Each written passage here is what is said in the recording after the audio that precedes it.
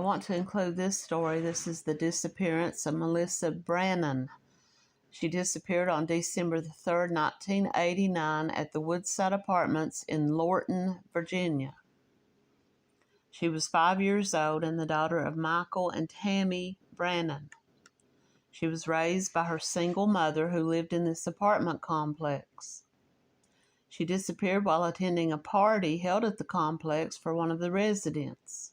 Caleb Daniel Hughes, a handyman, was convicted of abduction with the intent to defile and was sentenced to 50 years in prison. Her body has never been found and she has never been proven to be dead. Murder charges against this man were never filed because they couldn't find a body. But they did believe that he did abduct her, and with the intention to defile. On December 3rd, 1989, a Christmas party with around 100 guests was taking place at the apartment complex where Tammy lived with her daughter Melissa. As they were leaving the party, Melissa headed back to get some potato chips, but she never came back. When she was not found after a short period of time, they began to look for her. The groundskeeper, Caleb Hughes, became the prime suspect. That very evening, witnesses' accounts led police to believe that he was responsible for the little girl's disappearance. Many women reported that Hughes had made crude sexual propositions to them during the party and that he reportedly was giving a lot of attention to the children, especially Melissa. Police visited his apartment that night where his wife cooperated. The entire outfit of clothes that he was wearing at the time of the disappearance of Melissa were turned over to the police. They were found inside of the washing machine. This included his shoes, which he had cut the soles of his shoes off. They believe that he did this to possibly remove blood evidence. His belt and a sheath for a large knife were all found in the washing machine. Now, his wife says she didn't put them in there, so the police assumed that he put them in there himself. Police seized these items as evidence. They also took his red Honda Civic and examined the passenger seat for fiber evidence. A polygraph examiner concluded that Hughes showed evidence of deception when he was questioned about Melissa's disappearance. His wife, Carol, was key to the investigation. She reported his arrival home after several hours after work. She said it was unusual for him to come home that many hours later. There was extra mileage on his odometer of his car. Her husband explained the mileage as a result of him taking a side trip to purchase a 6-pack of beer, and then he decided to take a drive, a longer route home. He never explained why he decided to take this long drive home. In any event, his story was improbable, as he claims to have gotten home at around 12:30 a.m., but liquor stores closed much earlier. Fibers were found in the front seat of the vehicle, and Melissa had been wearing a Big Bird sweater that her mother had purchased from JCPenney. Investigators obtained an identical outfit to what Melissa was wearing that day, and its fibers were compared with those in the seat. They matched, the fibers matched, and it was believed to have been the same type of sweater. Also, there were some hairs found from a rare rabbit fur coat. Now, Tammy was wearing that type of coat. Now, this was the mother. So, did the little girl have, she came into contact with her mother's coat. She may have been standing close to her mother. She may have even had the coat on herself at some point. Maybe the mother had hugged her and these hairs from this coat had gotten on her sweater. So police do believe that Melissa was in this car. Investigators were all but certain that Hughes had killed Melissa, although Virginia law did not require a body to file murder charges. The law does require prosecutors to identify the location of the murder, and without this evidence, Hughes was charged with kidnapping or intent to defile. The fiber evidence was pivotal, as prosecutors argued that there was no innocent reason to remove the girl's coat in the car, and Hughes was convicted of abduction with intent to defile and sentenced to 50 years in prison. In 1995, a search of a lake was made after a power company worker found some cloth in the lake, but no evidence of a body was found. About 8 years after Melissa's disappearance, her mother remarried. She did not change her last name to her new husband's in the event that her daughter was still alive and she wanted to contact her. She went on to raise the 4 children of her husband's, and the disappearance of Melissa was told on the FBI files in the 8th episode of the first season. It also appeared on an episode of Forensic Files. Caleb Daniel Hughes was released from prison for good behavior on August the 2nd, 2019. He served 29 years of a 50-year sentence. He had to register as a sex offender, and he was rearrested for violating parole in 2024. Decades later, the man who was convicted in her case was let out of prison 29 years after he was convicted. He built a new life in Rocky Mount, Virginia, hundreds of miles away. But it was discovered that he had unsupervised contact with children, and he was also babysitting for some of these children. His status as a sex offender barred him from having contact with anyone under the age of 18. At this new location where he moved to after he was released from prison, he was hundreds of miles away from where he had lived. He gave the story to the neighbors and the people in the community that he was a veteran and that his wife had died of cancer and that he had moved to this new location to escape the bad memories associated with the town where his wife had died. He began to form relationships with co-workers, and he began to offer to babysit for some of these people that he met. He was arrested after one of those co-workers found him on a Virginia sex offender registry and turned him in for having this contact with these children. Tammy Brennan told News 4 that she learned that a parent that learned of his true identity had contacted her. I don't know the extent of what may have happened with those children, but I know that they were placed in danger, and it was extremely upsetting to me. A source familiar with the investigation said Hughes babysit a 9-year-old boy and a 5-year-old girl multiple times over a 5-month period. Now, Tammy Brennan said that she was told about this by the parole board, and the parents of the children were asked to turn over photos of gifts that Hughes allegedly gave them. They were requested to submit pictures of the gifts and pictures of him in the pool, in an area where children were playing in a pool, and he was there with them. And he had never told any of these people that he was a registered sex offender or that he had been convicted of kidnapping a child. Melissa's disappearance is officially considered an unsolved homicide.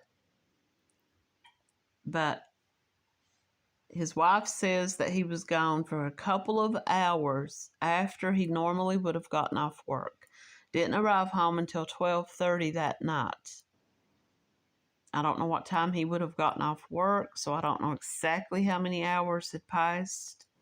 But he had enough time to drive far away from this area, rape and murder this child, dispose of her body, and then go back home. He cut the soles off of his shoes. I would say that he probably had some kind of blood evidence of this child on those shoes. So did he stab her? Did she bleed from the attack? And that got on his clothing and shoes? He had enough thought to cut the soles off of his shoes. Where did those soles go? The Fairfax County Police never cease to amaze me with their dedication to this case, said her mother. They've been doing and they have never stopped looking for her after all these years. The conviction of her abductor does not bring closure to Melissa's mother. She is on my mind all the time. It gets into your soul. It gets into the fiber of who you are. She does say that new technology could provide fresh leads, and she has been consulting with the FBI and the Virginia State Crime Lab. It's just the possibility that her remains or her clothing will never be found. They would probably be able to conclude who she was based on her own DNA. But would they be able to find DNA on her body from this man? It's been 35 years, but cases have been solved after more years than that. And I would like to come back someday and say that they have been able to conclude this case. But I think the answer lies with this Caleb Hughes, and I doubt that he will ever talk.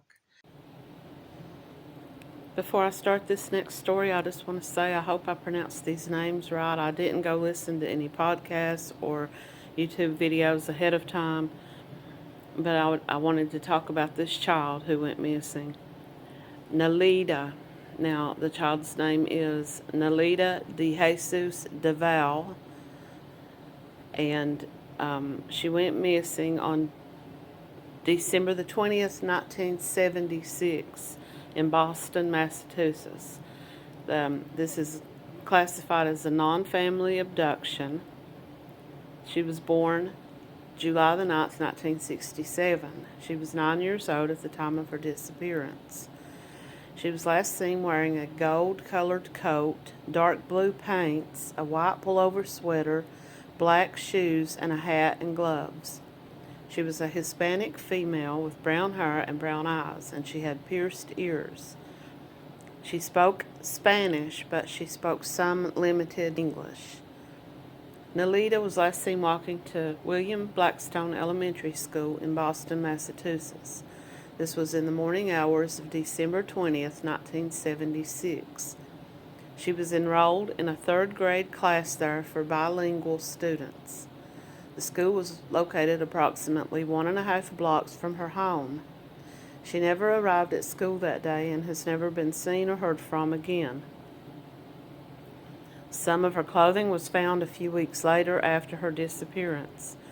Her clothing was found in the possession of a man named Anthony Rudy Flores. A woman called police to report that he had given her a hat and a pair of gloves. She was suspicious of him because he resembled a man in a sketch that was seen as being possibly a person of interest. They thought he was possibly the person that had taken the little girl. The hat and gloves turned out that they were Nelida's, and another witness said that he had seen Nelida walking with Flores and that he was holding her hand. Flores was brought in for questioning, but the police found a fake police badge and a fake gun. He was arrested, but he claimed he found her hat and gloves on the street. The authorities were unable to conclusively tie him to her abduction, so he was released.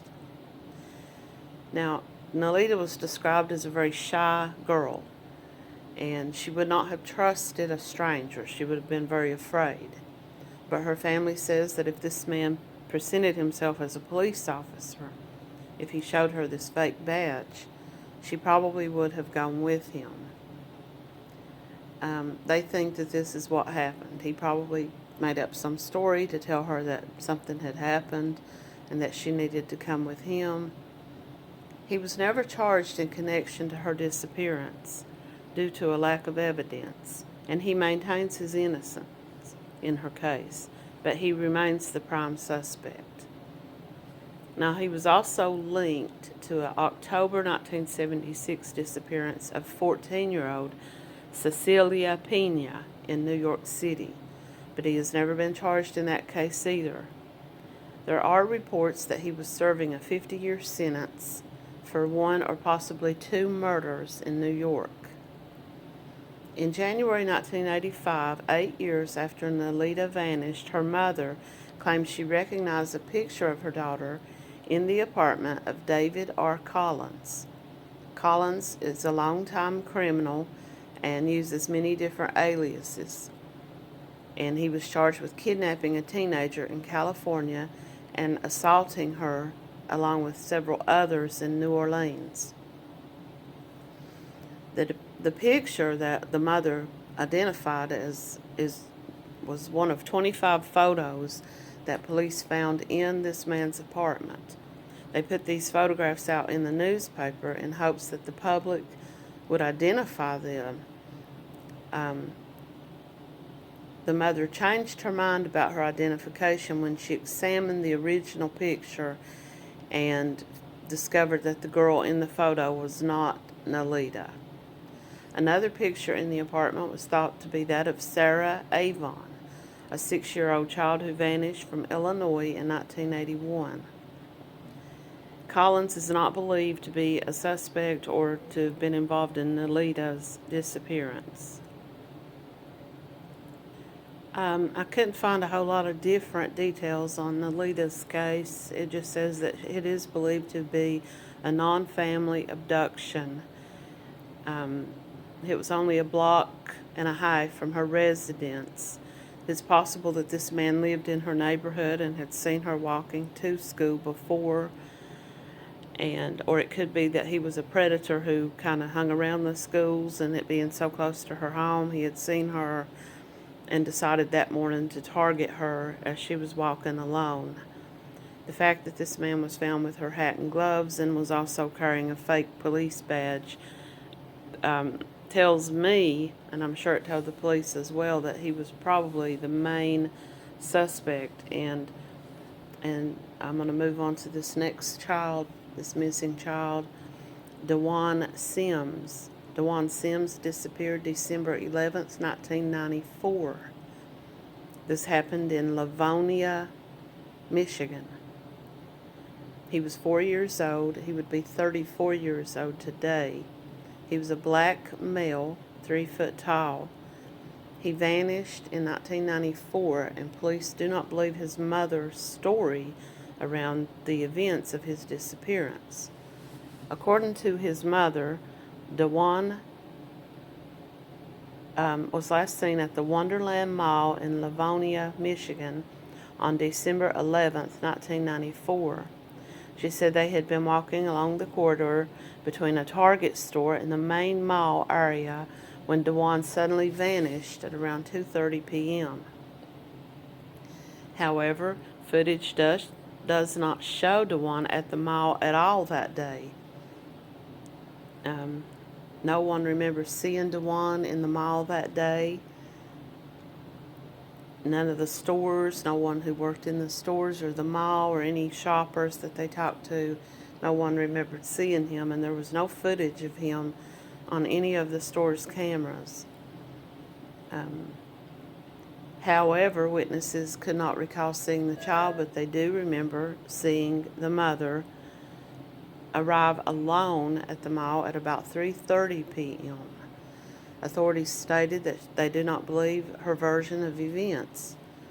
She took 2 polygraph tests shortly after her son's disappearance, and she failed both. DeJuan's father also took a polygraph, which he passed. He is not considered a suspect. The mother, DeJuana, has always maintained her innocence, and she said that she was in therapy to deal with her son's disappearance. She died in 2020, and there was speculation that DeJuan was Dennis, an unidentified male who was found in Georgia, but this was ruled out in 2003. Dennis was later identified as 6-year-old William Hamilton. There have been numerous leads in DeJuan's case, but none have produced any evidence. His case remains unsolved. Now, his mother described his last known clothing as being a blue hooded winter jacket, a yellow, blue, and green windbreaker, dark blue sweatpants, and low-top sneakers. I wanted to share just a little bit more that I'd found about DeJuan Sims' story. DeJuan was a 4-year-old little boy living with his mother, DeJuana Harris, and her boyfriend, Victor Jackson, in an apartment in the west side of Detroit, Michigan. On December the 10th, 1994, DeJuana had a hair appointment at a local salon, and she took DeJuan along. She says they stopped for a fast food lunch at a restaurant and then headed home. She and Victor had plans to go out for the evening and took DeJuan to stay at a family friend's home overnight. The next morning at around 9 a.m., DeJuana says she picked up DeJuan, and their day was filled with errands. They stopped by the local laundromat and did 5 loads of laundry. They then went by and visited her mother before they returned to their apartment. Victor was still asleep. Not wanting to disturb him, DeJuana decided to take DeJuan along for some Christmas shopping at the Wonderland Mall. According to DeJuana, she and DeJuan arrived at the mall at around 1:45 p.m. She says that she parked and they entered through a Target store, but it was too crowded, so they decided to walk around. They stopped in front of a toy store where DeJuan was captivated by the Power Rangers and wanted to go inside, but she told him no, and they continued walking around. She then stopped at a perfume store, and when she looked around, she realized that DeJuan was no longer with her. She began to search for him, and around 4 p.m., after nearly 2 hours, she says, of searching for him, she goes and finally asked the security guard to help. They searched the mall, but he was nowhere in sight, and eventually the police were called. Now, only days after DeJuan was reported missing, news outlets began to report that DeJuana had failed 2 polygraph tests. On the 15th of December, she appeared at a press conference where she said, "My only concern is finding my son. Whoever has my baby, I know he's safe, and I know you're taking good care of him, but please bring him home." DeJuana claimed that detectives were focusing on her because of the recent, highly publicized Susan Smith case in South Carolina. However, police say there were other reasons why they doubted her version of what happened. After they viewed the surveillance cameras and the footage from the mall, they said that they never saw DeJuan on camera at any point. His mother was seen walking around in the mall, but he was not with her. Detectives reviewed hours of surveillance footage, and they say there was never a trace of DeJuan in any of the footage. And that was the reason why they focused on her. Now, throughout the years, they never could find DeJuan. Many people, a man came forward years later claiming he thought he was DeJuan, but DNA tests proved that he wasn't. Eventually, DeJuana and Victor Jackson split up, and she remarried and moved to North Carolina, where she had 2 more children, and she died in 2020. And many people believe she took that secret to her grave. Now, my question was, how well did the police speak with Victor Jackson, and did they search the home and the car for any kind of blood or anything like that. And who were the family friends that had kept the child the night before? And did they say for sure that the mom did come by and pick him up that morning? And did the people at the laundromat remember seeing Dewan with her when she was there doing laundry? Did her own mother did question her daughter's story, but eventually she did say that she believed her. But most people don't, and they believe she took the secret of what happened to Dewan to her grave. And he's still missing. Nothing of him has ever been found. These stories and put these stories together here. I know it's Christmas, and it's a time to celebrate and to be happy and to keep your kids a little bit closer this season. Watch them when you go out shopping in the malls and the stores, and just know that bad people don't take a day off for the holidays. If they're out to target a child or any adults, really, they're going to do it regardless of the day of the week or the day of the year. And I just wanted to bring some of these stories to everybody. I hope you enjoy them.